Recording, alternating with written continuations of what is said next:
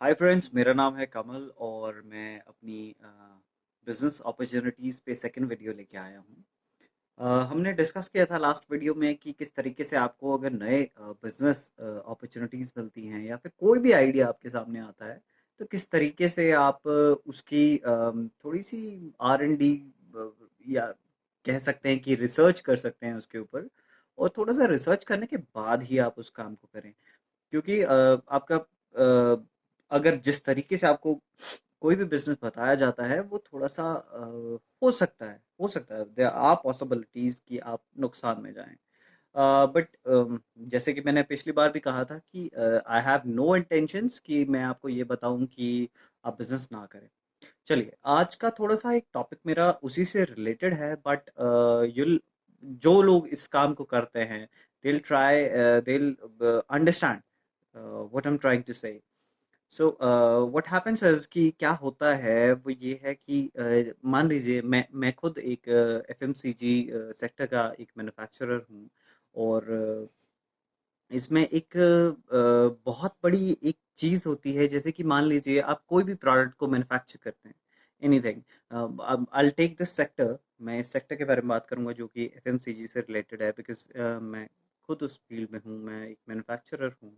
So what happens is कि आप market में मान लीजिए एक नए प्रोडक्ट को लेके जाते हैं।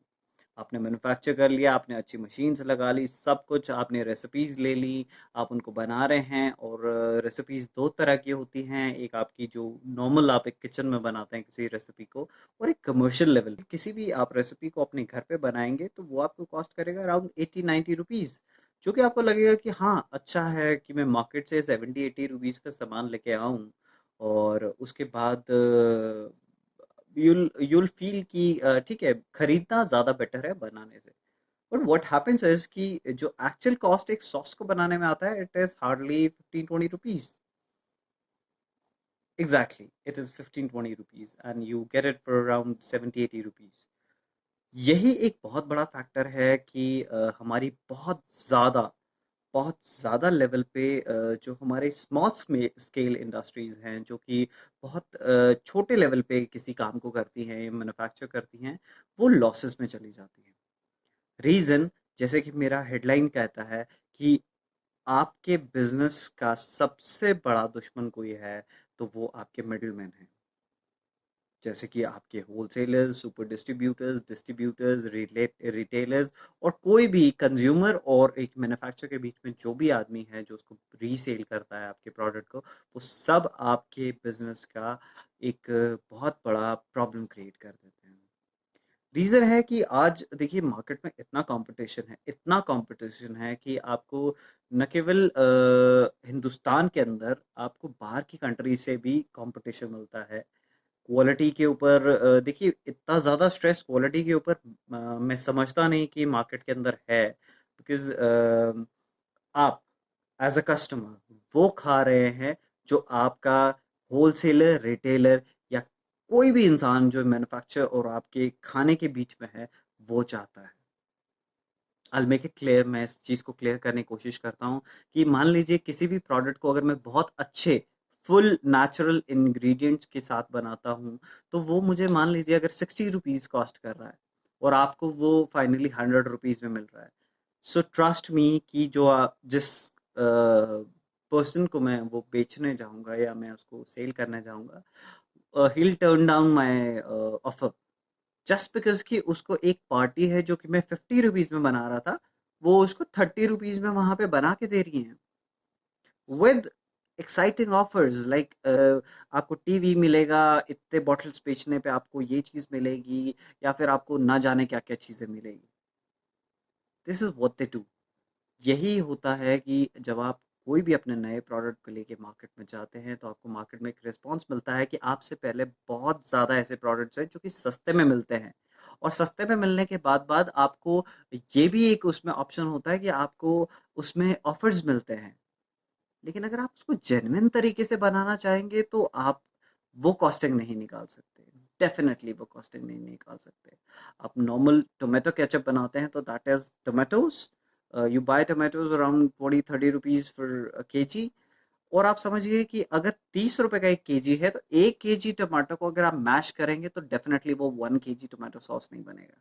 सो you will have to mash around 3 to 4 kgs। Mash करने के बाद, प्रोसेस करने के बाद आपको 1 kg ऑफ सॉस मिल रहा है और 1 kg का रेट 20 भी है, तो 2 4 8।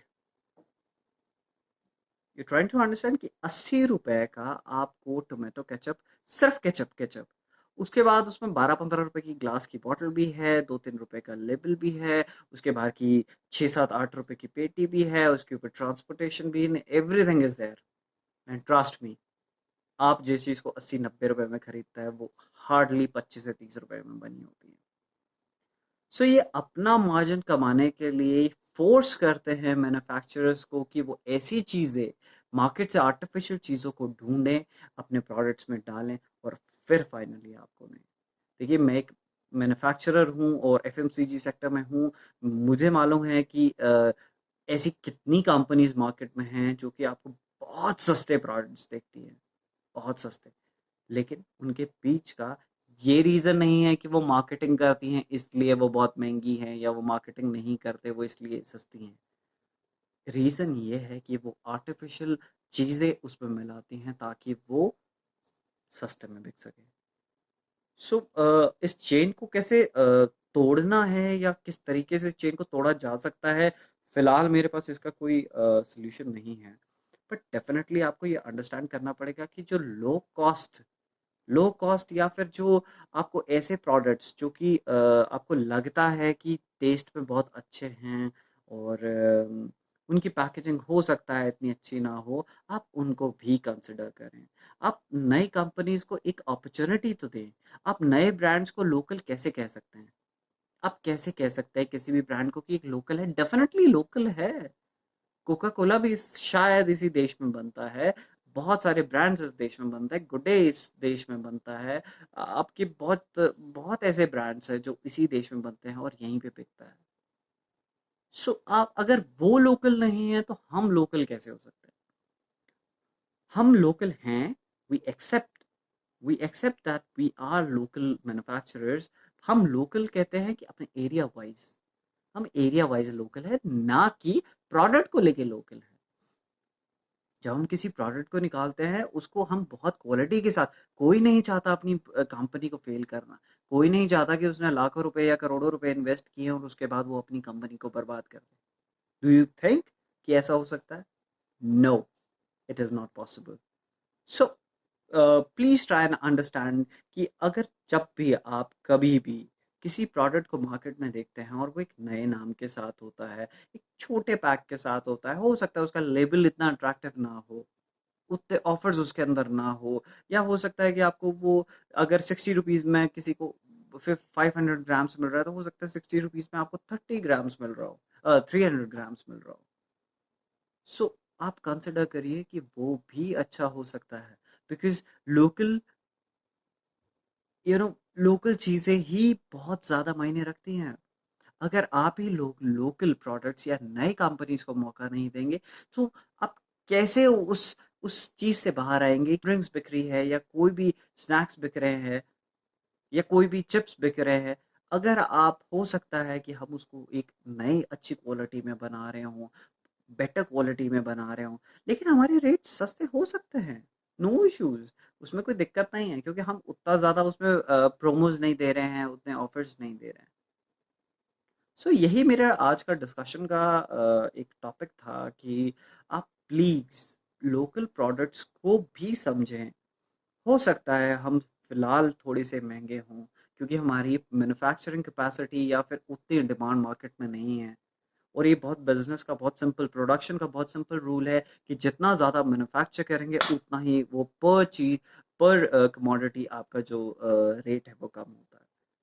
So please try and understand and support local products or locally manufactured products.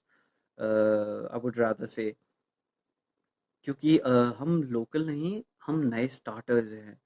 हम उन कंपनीज को देख के ये फील करते हैं कि शायद शायद हम भी एक ऐसे लेवल पे पहुंचे जहाँ पे हम आपको वो सर्विसेज, वो फैसिलिटीज दे सकें जो ये कंपनी आपको 20 30 40 साल से दे रही हैं।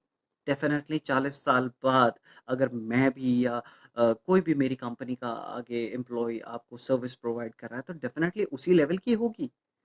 बट जब तक आप उसे सपोर्ट ही नहीं करेंगे तो वो कैसे होगी? हम कहते हैं चाइना से ये बैन कर दीजिए, फलानी कंपनी से ये बैन कर दीजिए, इंटरनेशनल पूरी हर चीज़ को बैन करने के बाद आप इंडिया में मैन्युफैक्चर करिए। लेकिन जब हम इंडिया में मैन्युफैक्चर कहते हैं तो उसको लोकल कहा जाता है, विदाउट गारंटी बेची जाती है। आप समझिए कि एक इन्वर्टर अगर इंडिया के अंदर बन रहा है और वो लो एक प्रोफाइल मैन्युफैक्चरर है तो उसकी कोई वैल्यू नहीं होती। उसको लोग खरीदते नहीं हैं जस्ट बिकॉज़ कि वो एक लोकल प्रोडक्ट है।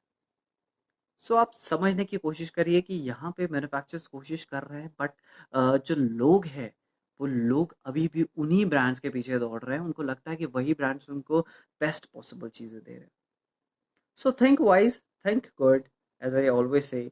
और मैं चाहूँगा कि आप कमेंट करके बताइए कि क्या ये पॉइंट्स सही हैं या फिर आपको लगता है कि ये चीज़ें इरेलेवेंट है और नए प्रोडक्ट्स को या नए मैन्युफैक्चरर्स को अपॉर्चुनिटीज़ नहीं लेनी चाहिए। आई होप कि आपका जो बिजनेस अगर आप कोई अपॉर्चुनिटी को देख रहे हैं तो वो सक्सेसफुल हो। मेरे वीडियो अगर आपको लगता है कि यूज़फुल थी और इसमें जो इन्फॉर्मेशन थी वो थोड़ा सा इम्पॉर्टेंट थी किसी भी इंसान के लिए या एक एज अ कंज्यूमर के लिए, so please do share, like and comment and subscribe to my channel.